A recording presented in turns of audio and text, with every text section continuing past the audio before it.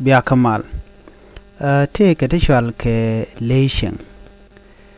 te ke shu leyni tin cieŋ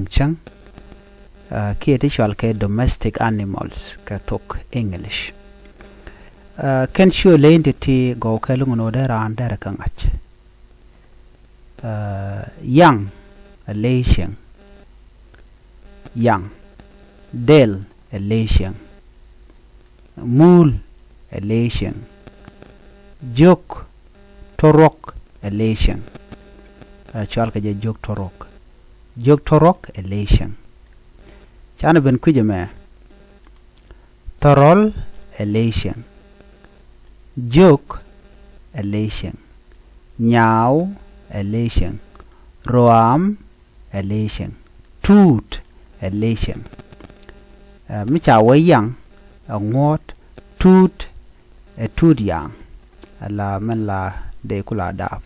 tut leisheng pel jen la ja chwal ka rabbit ka Thok English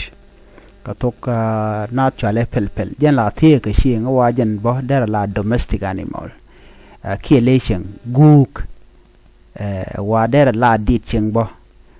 parrot wa der la leisheng to kon ka kel mi chwal man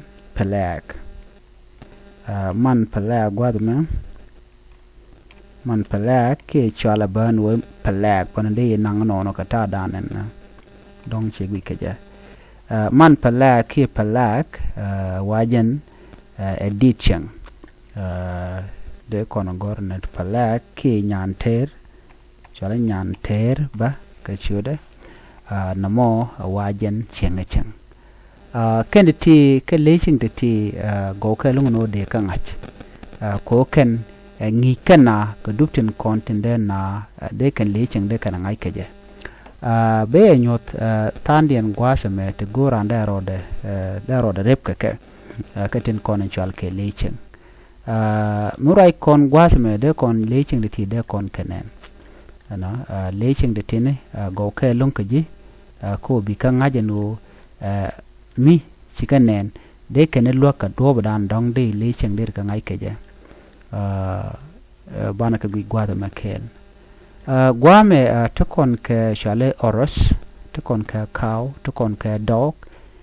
to kon ke cat to kon ke rabbit to kon ke sheep to kon ke camel no ka to kon ke donkey gwada men ke goat